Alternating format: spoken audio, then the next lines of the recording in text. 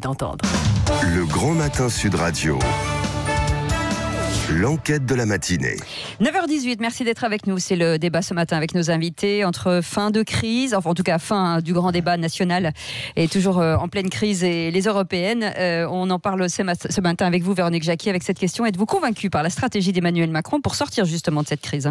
Alors, du côté des auditeurs de Sud Radio, c'est non à 84%. Ça vote beaucoup. Il y a beaucoup de commentaires. Tintin nous dit, après avoir mené campagne pour les européennes, au travail du grand débat retransmis intégralement par les chaînes d'infos en continu. Maintenant, Emmanuel Macron nous fait le tour de France. Combien coûtent ces déplacements ? C'est pas très joli, la démocratie à la sauce Macron. Hein. Vous allez réagir, évidemment, Didier Bécher, parce que c'est vrai qu'on a l'impression qu'on est dans la com. Vous nous avez dit qu'il y avait une stratégie, mais tout le monde n'est pas convaincu. Et puis, il y a Alexandre qui nous dit « Attendons le résultat du grand débat avant de juger de quoi que ce soit. Vous êtes bien impatients sur Sud Radio. » Voilà. C'est vrai. C'est vrai que quand même, on nous annonce des solutions, ou en tout cas une sortie de crise depuis aussi quelques semaines. On comprend l'impatience.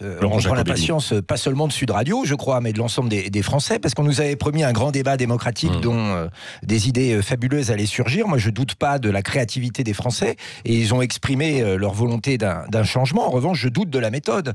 D'abord, à l'origine, Madame Joanneau est partie parce qu'elle ne voulait pas qu'il y ait une relecture de la part de l'exécutif du rapport final. C'est toujours un petit peu inquiétant. Monsieur Perrineau, qui était un grand garant, je crois, c'était le mot qui avait été choisi, a lui-même dit, mais finalement, ce grand débat, c'est un peu trop la communication d'Emmanuel Macron. On nous annonce qu'il va y avoir un ordinateur magique dans lequel on met des contributions de toutes sortes et qui en ressort des synthèses. Très franchement, qui peut croire à tout ça ? Il y a du tirage au sort aussi. Oui, alors après, on nous annonce quelque chose d'extrêmement compliqué. Pour les plus anciens, on dirait un jeu de Guilux. C'est-à-dire qu'on ne comprend pas la règle.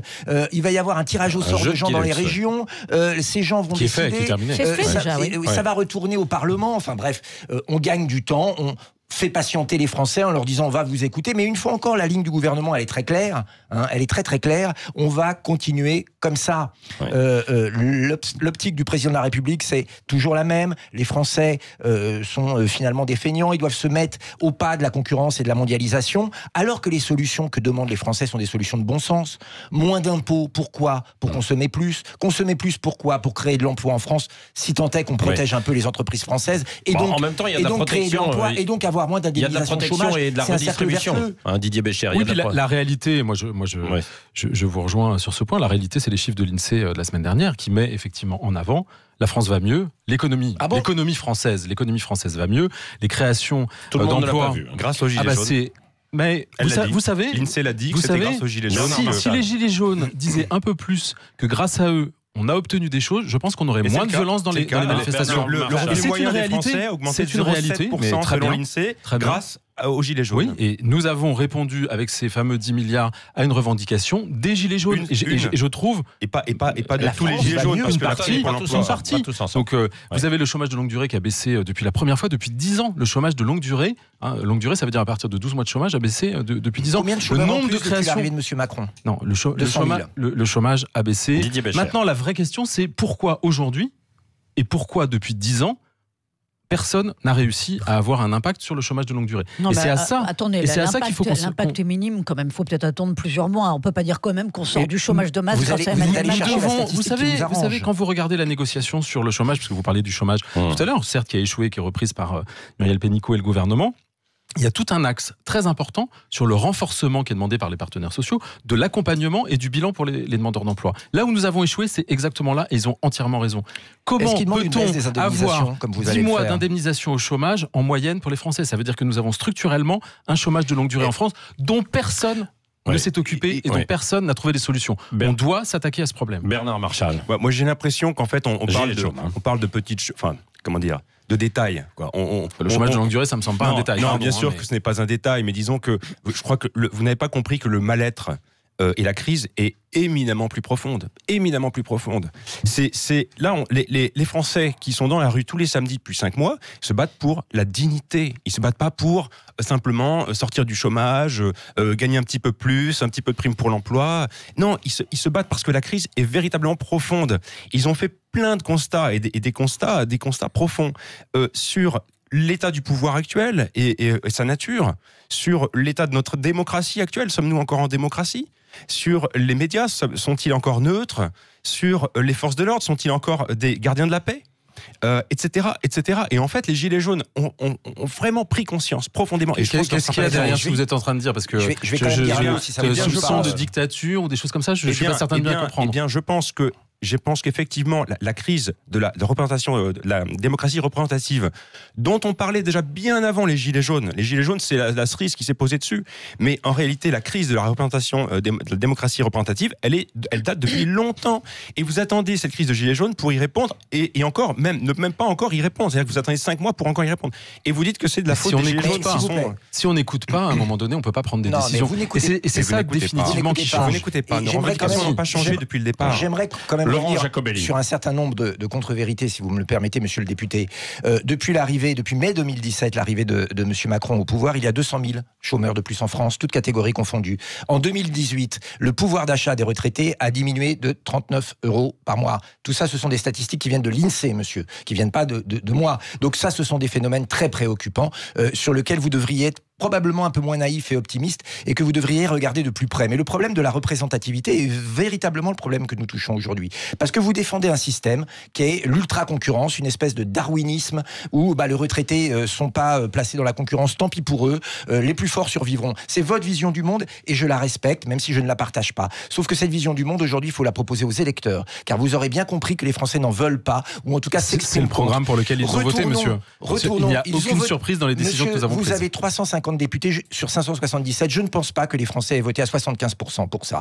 Il faut aujourd'hui retourner aux urnes avec une Assemblée nationale qui sera élue à la proportionnelle. À vous, c'est une sortie de crise. Il faut une dissolution. Oui, tant qu'à faire, Jacobelli, c'est une sortie de crise. C'est comme Mélenchon, en fait, qui dit venez dans la rue, puis il se fait prendre en photo. Meeting après meeting, 3 fois par semaine, c'est un programme législatif. Alors allons jusqu'au bout de la logique. Retournons aux urnes devant les Français, installons la proportionnelle et voyons ce qu'il en sort. Et monsieur, vous verrez. Et nous sommes d'accord sur ce point. Je vous rappelle que dans la réforme constitutionnelle que nous avons proposée, qui est dans le programme d'Emmanuel Macron, pour lequel les Françaises et les Français... Attendez-vous pour la mettre en œuvre. Mais suivez un tout petit peu l'actualité. Les 30% de proportionnel dans la réforme constitutionnelle, pour l'instant, c'est le Sénat qui n'en veut pas. C'est le Sénat qui n'en veut pas. Vous ne vous rendez pas compte de la profondeur de la crise. Mais on passera pas de tout à rien. Soyons sérieux à un moment donné. La diminution du nombre d'élus, diminution du nombre de députés et de sénateurs, c'est dans la réforme constitutionnelle que nous avons proposée. C'est pas ça qui va résoudre la crise de la démocratie représentative. C'est ce qui est demandé dans la plateforme de revendication. Vous, l'idée émise par Laurent Jacobelli du Rassemblement national d'une dissolution pour retourner aux urnes, ça fait partie de vos revendications, vous, de votre côté, ou pas? Une dissolution sans changer les modes de scrutin, ça n'a aucun intérêt. Ah oui, il faut changer. C'est ce que disait Didier Bécher. Il faut aller au bout de cette réforme constitutionnelle. Oui, mais attendez, parce que 30%, en fait, aussi, c'est pour ça que nous voulons le référendum d'initiative citoyenne. Pourquoi? Parce que le RIC, parce que la proportionnelle, en fait, on sait très bien que ça va favoriser les gros partis. On le sait très bien. Parce que qui aura la structure et le financement pour organiser des campagnes électorales au niveau national? Bien sûr, les gros partis. Donc en fait, ça va être de nouveau pour alimenter les gros partis actuels qui sont tous responsables de la crise de la démocratie représentative. Et sur ce point, vous avez raison. Et c'est important. Et c'est dans les propositions. Le Rassemblement national aussi. C'est dans les propositions que nous avons faites. Le sujet du financement d'une campagne quand on est un individuel pour pouvoir se présenter. Le congé pour pouvoir, parce que vous savez, la difficulté aujourd'hui, c'est que vous pouvez prendre un mois de congé, mais c'est du congé sans solde. Ce qui en fait dissuade énormément de personnes de se présenter. Donc pouvoir avoir un congé qui protège les personnes qui se présentent aux élections, ça me semble essentiel. Trouver la banque qui finance. Bien sûr, ce sont des propositions. C'est des propositions qui sont sur la table et qui viennent du démocratie. Mais qu'attendez-vous pour les saisir? Vous nous aviez promis une banque de la démocratie, s'il vous plaît. Encore une fois, on débat. On prend les éléments. Oui, mais vous débattez pas là. Mais ça fait longtemps qu'on débat. Où est la banque de la démocratie que M. Macron nous avait promis? Parce qu'aujourd'hui, on voit que les principaux partis politiques se voient refuser les prêts bancaires pour faire des campagnes. Le Rassemblement national, la France Insoumise et même les Républicains. Vous aviez promis une banque de la démocratie pour aider à faire campagne. C'est dans la loi sur la transparence. L'obligation du financement. Après les européennes, quand on n'aura pas eu les moyens. Depuis juillet 2017, c'est dans la loi.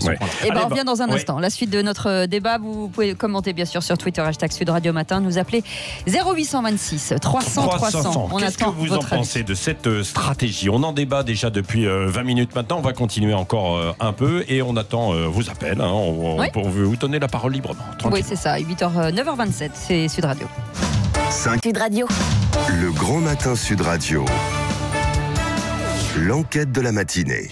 Bienvenue, c'est la troisième partie de notre débat ce matin avec nos invités. Et on vous parle de la stratégie d'Emmanuel Macron et savoir si elle est convaincante à vos yeux, Véronique Jacquier. Alors pour les auditeurs de Sud Radio, c'est non à 84% sur le compte Twitter de Sud Radio. On les invite à faire le 0826 300 300. Dernier message, Emmanuel Macron n'a toujours pas compris pourquoi les Français portaient un gilet jaune. Des milliers qui ne peuvent pas vivre dignement, se soigner même avec une mutuelle. Il ne parle jamais économie pour pouvoir donner à ces Français, pour répondre à ces souffrances. Parfois, c'est un peu compliqué de vous lire, chers amis auditeurs. Et puis, il y a Tintin qui nous dit avec ce président, nous ne sommes plus en démocratie, nous sommes rentrés en démocrature. Voilà, c'est un joli jeu de mots. Bon, c'est quand même un peu excessif, non, quand même, Bernard Marchal, de penser qu'on est en démocrature. Écoutez, c'est quand même un petit peu curieux de voir que... non, mais la France est un beau pays, vous pouvez manifester depuis presque 5 mois. Mais c'est un beau pays, dans quel sens? En fait, si vous voulez, quand on élit donc tous les 5 ans des représentants, et ces représentants, après, ne nous rendent plus aucun compte de ce qu'ils font. Et en fait, la souveraineté populaire réside dans le peuple. C'est la Constitution française. Voilà. Le peuple est souverain. Mais tous les 5 ans, on l'oblige à donner sa souveraineté à des représentants qui, après, vont voter des lois absolument aberrantes, comme la privatisation d'aéroports de Paris, par exemple, on peut en parler. Pourquoi avec seulement ça vous 25, choque, ça? Parce que ça choque beaucoup de gilets jaunes. Je crois que 27, ça a été voté à l'Assemblée nationale. 47. Non, ceux qui ont voté pour. Ah oui. Ils étaient combien, ceux qui ont été... Ils étaient moins de 30. Alors, pourquoi est-ce qu'on les a élus, tous les autres, là, tous les 5 ans, si c'est pour voter des lois à 27 ou à 30 ? Voilà. Alors c'est pour ça qu'effectivement le mot démocrature, oui, me convient. Non, mais vous savez qu'ils donnent une délégation pour qu'on vote pour eux. Ils n'ont pas voté à 25 ou à 30. Il n'y a pas tous les scandaleux. Avec les consignes de groupe. On est en démocratie, donc la République en marche, est majoritaire à l'Assemblée, parce que les Français ont voté pour elle après les élections présidentielles. Mais la démocratie, c'est un bien précieux qu'il faut protéger. Vous serez d'accord. Quand un président de la République, en dehors du calcul du temps d'antenne des européennes et en dehors du financement de campagne, parle plusieurs fois par semaine, 8 heures d'affilée, relayées sur toutes les chaînes d'infos, ça rappelle plus le Venezuela que la démocratie. Quand un président de la République préfère utiliser les moyens des forces de l'ordre, notamment des moyens blindés, pour réprimer les mouvements pacifiques, quand ils sont pacifiques, de ceux qui s'opposent à sa politique, plutôt que d'attaquer les Black Blocs. C'est-à-dire qu'aujourd'hui en France, il vaut mieux être Black Bloc qu'une femme de 73 ans contre le gouvernement quand même.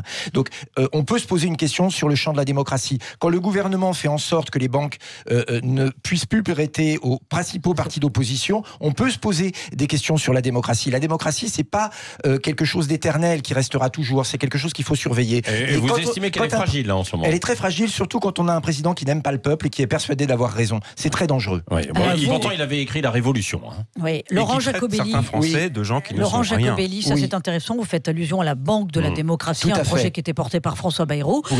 Expliquez-nous, Didier Béchère, pourquoi il n'a pas vu pourquoi elle ne peut pas voir le jour, cette Banque de la démocratie? Qu'est-ce qui s'est passé? C'est un peu plus compliqué que ça. Donc, si vous regardez sur la loi sur la transparence, qui a été votée en juillet 2017, on a introduit l'obligation au final, c'est-à-dire que si vous ne trouvez pas de banque, il y a une obligation de vous prêter. Donc c'est ça qui a été mis en place. Après, définir quelle serait la Banque de la démocratie et en quelque sorte obliger tout le monde à aller dans cette banque, je pense que c'est honnêtement pas tout à fait constitutionnel. Mais aujourd'hui, dans la loi de juillet 2017, si vous ne trouvez pas de financement, il y a obligation, c'est un médiateur qui définira quelle est la banque qui va vous prêter. Donc ça, c'est des éléments extrêmement importants. Je reviens sur le temps de campagne aussi. Ça, c'est une proposition que nous avons faite. Il faut arriver, alors les entreprises ne voient pas forcément ça d'un très bon œil, mais il faut arriver à protéger mieux les personnes qui vont se présenter. On ne peut pas avoir une démocratie plus représentative si on n'incite pas les personnes dans des conditions correctes à pouvoir se présenter aux élections. C'est pas la question. La question, c'est le temps d'antenne utilisé par monsieur le président de la République pour appeler à voter pour son programme aux européennes. J'ai pas entendu qu'il appelait à voter pour son programme. Ces ministres le font assez régulièrement. Il y a de nombreux auditeurs là qui sont choqués par le Macron show, si j'ose dire, mais surtout parce que ça coûte. Et un auditeur nous dit ça coûte un pognon de dingue. Allusion évidemment aux paroles qui avaient été tenues par le président. C'est essentiel ce point-là. Vous savez, quand vous faites une réunion publique, quels que soient les élus qui font une réunion publique, vous allez dans une ville et la ville vous met à disposition parce qu'il y a une un accord républicain entre toutes les parties qui fait qu'on vous met à disposition gratuitement les salles. Donc il n'y a pas de coût, il y a peut-être des coûts de déplacement, mais le président de la République, on ne va pas lui reprocher à un moment donné de se déplacer en France, d'aller au contact de la réalité de ce qui est vécu. Il ne l'aurait pas fait, on lui aurait reproché de ne pas les discuter. Est-ce que c'est la véritable réalité Bien sûr que non. Ça, c'est pas. Enfin, Bernard Marchal, vous vivez en fait cette réalité. Vous êtes gilet jaune en Auvergne. Là, vous êtes avec nous ce matin sur Sud Radio. Quelle est d'ailleurs la mobilisation encore aujourd'hui, Bernard Marchal, par exemple? Elle ne diminue pas. Sur les ronds-points, il y a moins de monde quand même. Sur les ronds-points, c'est normal puisque M. Macron et M. Castaner maintenant répriment la présence de gilets jaunes, avec des amendes absolument costauds qui ont même été augmentées pour pouvoir les virer. Voilà. Donc c'est pour ça qu'après les gens se retrouvent dans la rue. Et en fait, tout est fait. Non, mais vous savez que quand même occuper un rond-point, c'est une occupation illégale. On est quand même dans un État républicain. Mais parce qu'on a l'impression que vous validez l'idée que la France est en train de se consteller de mini-ZAD, un peu comme on a eu à Notre-Dame-des-Landes, mais enfin à une autre échelle, aussi bien le samedi que dans certains coins de France. Non, ça donne pas un peu ça ? Non, moi j'ai pas cette impression-là. Effectivement, si vous voulez, à partir du moment où on ne peut plus agir, dans les urnes.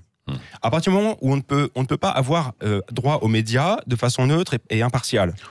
Depuis le mois de novembre, vous avez accès très largement aux médias. Excusez-moi, on parle du président Macron. Sur Sud Radio, effectivement, c'est pour ça que je suis venu. Attendez, moi je suis sur tous les plateaux, tout le temps. Il y a systématiquement un gilet jaune. Eh bien moi, je les regarde les plateaux. Je n'y suis pas, je les regarde. Peut-être pas vous, mais vous avez des collègues gilets jaunes qui sont là. Très souvent sur les chaînes de télévision nationales notamment, c'est très souvent des dîners de cons. Non, vous exagérez. Vous avez eu la parole, franchement. Vous avez eu la parole, mais oui, des dîners de cons la plupart du temps pour nous faire passer pour des abrutis et des chômeurs. Etc. Il y a toujours un débat républicain. Des gens qui ne sont rien. En tout cas, on essaie de vous donner la parole de façon la plus honnête possible. Sur Sud Radio, en tout cas, oui, sur Sud Radio, on essaie. Les autres, je ne sais pas. Mais juste, donc c'est intéressant. C'est-à-dire que sur les ronds-points, moi, ce qui m'intéresse, c'est de savoir, est-ce que, par exemple, les gens un peu partout en région auraient de nouveau envie d'aller occuper, en fait, des ronds-points ? Est-ce que vous pensez qu'il y avait... Parce qu'on l'avait dit, avec le printemps, peut-être que ça reviendra, ou alors c'est vraiment trop dissuasif, la politique qui est menée, justement, des amendes et des PV. On a eu beaucoup de gens en ligne qui nous disaient, j'ai reçu 3 à 4 amendes, j'y vais plus, quoi. Et comment pouvons-nous nous faire entendre? Comment le peuple français peut se faire entendre? Il va falloir que vous alliez aux élections, je pense qu'il y a... Avec d'énormes manifestations contre la loi travail El Khomri, on a obtenu rien. Avec des millions de gens dans la rue avec la manif pour tous, on a obtenu rien. Tous les gens qui manifestent aujourd'hui pacifiquement n'obtiennent rien. 10 milliards de pouvoir d'achat. Mais les 10 milliards, ils étaient déjà prévus d'avance, c'était la prime pour l'emploi. Après une hausse de 25 milliards des impôts et des taxes. On va au standard, il y a beaucoup d'appels, évidemment. Et on va dans les Pyrénées-Atlantiques, à Saly-sur-Béarn, avec Frédéric, bonjour. Oui, bonjour. Bienvenue sur Sud Radio. Merci à vous de m'accueillir déjà. Oui, c'est la moindre des choses, je vous en prie. Voilà. Alors, moi j'ai un petit coup de gueule ce matin, qui est simple et clair, qui revient un petit peu à ce que vous parliez tout à l'heure, là. C'était par rapport au pouvoir d'achat. Oui. Alors, je suis invalide, moi, en catégorie 2.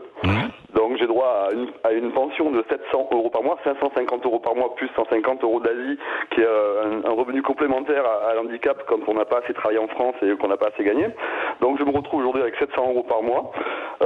Et comme vous le dites, ça fait quand même pas mal de semaines que les Gilets jaunes sont dehors et revendiquent le pouvoir d'achat et qu'on puisse éventuellement nous pouvoir vivre décemment. Et aujourd'hui, pour moi, c'est pas le cas. Et ça fait quand même plus de 2 ans et demi, 3 ans que ça dure. Et je n'ai jamais été dans une manifestation pour quoi que ce soit. Je suis des Gilets jaunes, mais je suis jamais je n'ai jamais défilé, si vous voulez. Et donc voilà quoi. Et aujourd'hui, il n'y a rien qui est fait.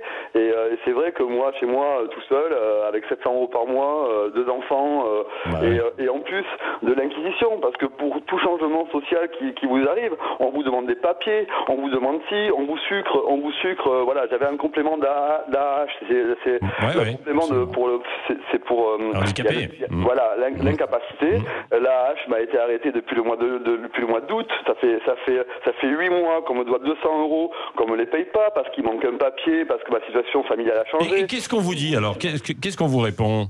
Eh bien, on me répond que rien. J'ai pas de réponse. J'ai pas de réponse. J'ai rien. Il manque un papier. Il manque encore un papier. Et il manque encore un papier. Et puis à l'arrivée, quoi. Mais c'est le bazar parce que on s'y retrouve pas, quoi. Et c'est papier sur papier sur papier. Quand on a 700 € par mois, qu'on habite à 70 km de la sécurité sociale, ou qu'on habite à 70 km de la CAF, qu'on doit se déplacer pour justement régler tous ces problèmes administratifs, mais qu'on n'a pas l'argent pour y aller et qu'on n'a pas l'argent pour régler tous ces problèmes. Bon, c'est vrai qu'il existe après des assistantes sociales qui vous aident, etc. Mais pour régler les problèmes concrets, qui est la CAF c'est une administration qui paye. Ouais, c'est compliqué. Et par Internet, ça marche pas vraiment, en fait, avec eux. C'est du gros n'importe quoi. On ne peut même plus les joindre aujourd'hui. Ils sont injoignables, ces gens-là. Alors c'est quand même des gens qui devraient être vis-à-vis de nous. Et puis il n'y a pas que ça. L'accompagnement des gens malades comme moi. Moi, je suis invalide. Aujourd'hui, on doit m'accompagner. J'ai créé une entreprise. Je suis auto-entrepreneur depuis 2 ans. Là, j'ai dû cesser mon activité parce que personne ne m'a aidé à développer mon entreprise. Personne ne m'a aidé à injecter. Qu'est-ce que vous faites Qu'est-ce que vous faites, Frédéric? Je suis auto-entrepreneur dans la brocante antiquité, mais là j'ai rendu ma carte d'auto-entrepreneur le 20 mars, vous voyez là, parce que je suis malade, parce que j'y arrive plus, parce qu'en plus de ça on m'a détecté une maladie des os qui casse, vous voyez, donc j'ai l'ostéoporose de niveau 2 dû à un problème que j'ai, donc je suis en incapacité. Non, mais vous devriez être pris en charge normalement. Ça c'est pas normal. C'est ce que je leur ai dit, c'est ce que je leur dis, mais personne, tout le monde s'en fout, quoi. On vous comprend. Nous pas, Frédéric. On vous comprend, et bon courage en tout cas à vous. Merci d'avoir appelé. On va conclure en fait ce débat. Laurent Jacobelli et ensuite Didier Bécher et Bernard Marchal. Oui, ce témoignage est poignant et il est malheureusement très révélateur dans la Macronie actuelle, dans la France sous M. Macron. On est soit producteur, soit consommateur. Quand on n'est pas productif, quand on ne sert pas au PIB en direct, quand on n'a pas une valeur marchande, on est sur le bord de la route. C'est une vision purement commerciale de l'être humain, des échanges mondialisés. Il n'y a plus d'humanité, il n'y a plus de respect pour nos identités, nos cultures et simplement les êtres humains qui peuplent notre pays. Et c'est très grave. C'est très grave. C'est très grave aussi d'être sourd aux demandes du peuple. Voilà, ils sont aveugles et sourds, persuadés d'avoir raison. Vous allez répondre au peuple, Didier Bécher. Non, mais ce monsieur est très courageux et il a entièrement raison. Ce qu'a montré cette histoire de prime d'activité, c'est qu'il y avait 30% des allocataires qui n'allaient pas demander les aides auxquelles ils avaient droit. Donc il faut simplifier l'accès. Et aujourd'hui, on est en train de regarder comment on pourrait attribuer, c'est la réflexion sur le revenu d'activité pour tous, comment on peut attribuer directement les aides et ne pas attendre que les personnes demandent. Le prélèvement à la source qui a été fait sur l'impôt, c'est aussi ça, c'est simplifier les démarches pour qu'on ne se rende pas dans ce maelstrom administratif de papier alors que toutes les administrations ont accès aux mêmes informations. C'est la modernisation du service public qui est en marche aussi. C'est vrai. Bernard Marchal, je crois que c'est le cœur en fait. Le cœur du problème, c'est la dignité.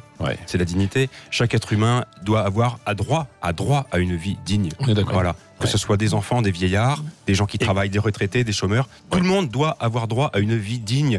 Et nous, ce que nous voulons, les Gilets jaunes, même si je ne suis pas porte-parole, mais j'en fais partie, je fais partie des Gilets jaunes, ce que nous voulons, c'est une société qui soit digne. Voilà. Et un accès équitable à la solidarité. Et qu'on arrête. Comment ? Un accès équitable à la solidarité. Moi, je suis entièrement d'accord avec vous. Mais écoutez, mais pas que ça. Mais on veut vraiment que le bien commun soit le cœur de la politique.